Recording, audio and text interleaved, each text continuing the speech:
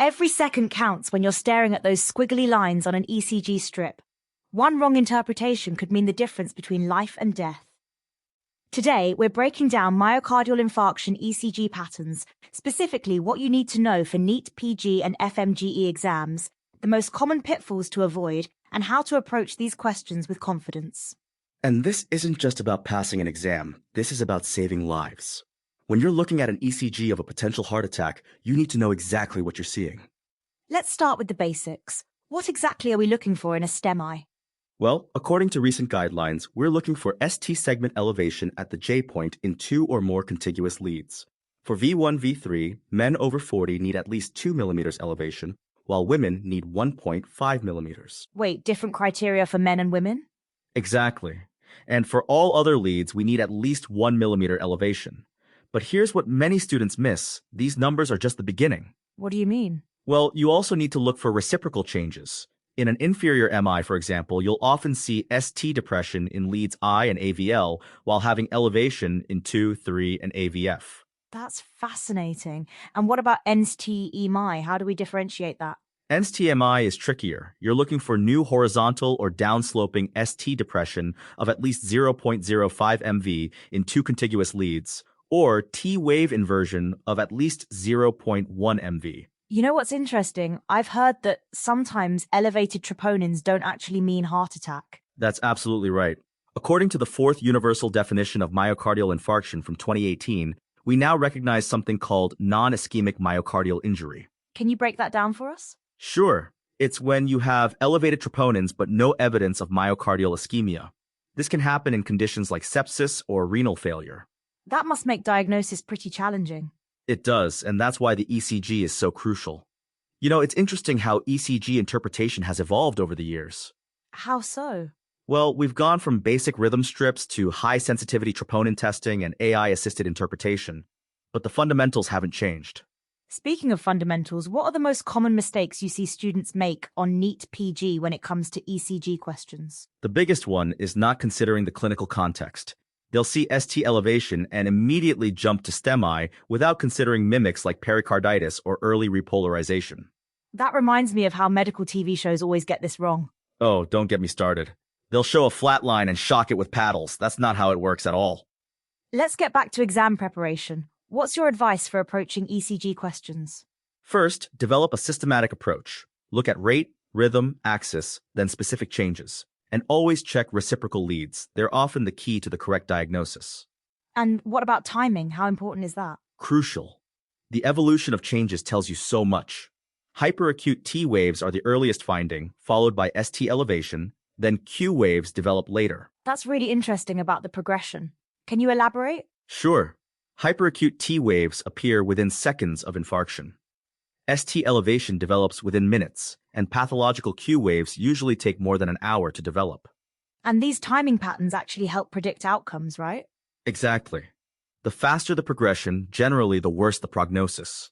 That's why the phrase, time is muscle, is so important in cardiology. What about location? How do we determine which part of the heart is affected?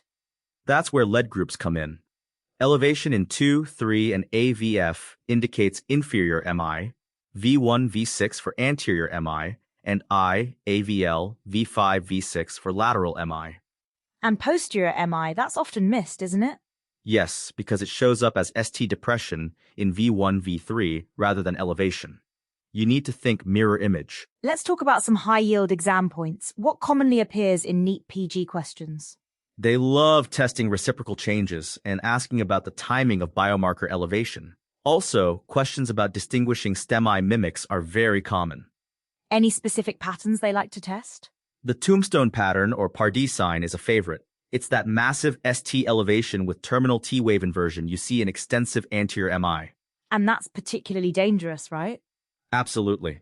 It indicates a large area of damage and high risk for cardiogenic shock and sudden cardiac death. Speaking of risk, what about sinus arrhythmia? That shows up on exams too. Yes, and it's important to distinguish it from more serious arrhythmias. It's just normal variation with breathing, showing variable RR intervals but normal sinus rhythm. Let's talk about some practical tips for exam day. How should students approach an ECG question? First, don't panic. Take a systematic approach, rate, rhythm, axis, then look for specific changes, and always consider the clinical context provided in the question. Any time-saving tips? Look at lead 2 first. It usually gives you the most information. Then check the reciprocal leads. Don't waste time counting every little box if you don't need to. What about memorization? There's so much to remember. Focus on understanding patterns rather than memorizing numbers. If you understand why ST elevation occurs, you'll remember the criteria better than just memorizing 2 millimeters versus 1.5 millimeters. That makes sense. Any final advice for our listeners? Practice, practice, practice. Look at as many ECGs as you can. And remember, every ECG tells a story, you just need to learn how to read it. And what about resources? Where should they practice? Previous year questions are gold. The NEET PG papers from 2018 to 2025 show consistent patterns in how they test ECG interpretation. Any particular topics they should focus on? Master STEMI criteria, know your mimics, and understand the progression of changes. Those 3 areas cover most of what you'll be tested on. And always consider the clinical context, right? Exactly. The ECG is just one piece of the puzzle. You need to integrate it with symptoms and biomarkers for the full picture. What about common distractors in exam questions? They love to throw in early repolarization or pericarditis as STEMI mimics. Also, watch out for questions about right ventricular infarction. Why is right ventricular infarction special? Because it requires additional right-sided leads to diagnose properly, and it changes how you manage the patient. They can't tolerate nitrates like left-sided MI can. That's a great point about management differences.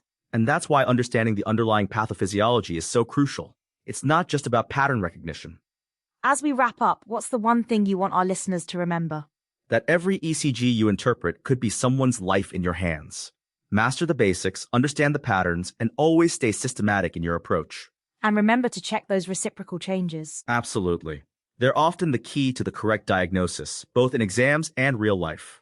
This has been incredibly informative. Any last words? Yes, time spent mastering ECG interpretation is never wasted. It's one of the most important skills you'll ever learn in medicine. Well, that brings us to the end of today's episode of Copilot Podcasts. Remember, those squiggly lines aren't just exam questions, they're windows into the heart's story, and you're learning to be its interpreter.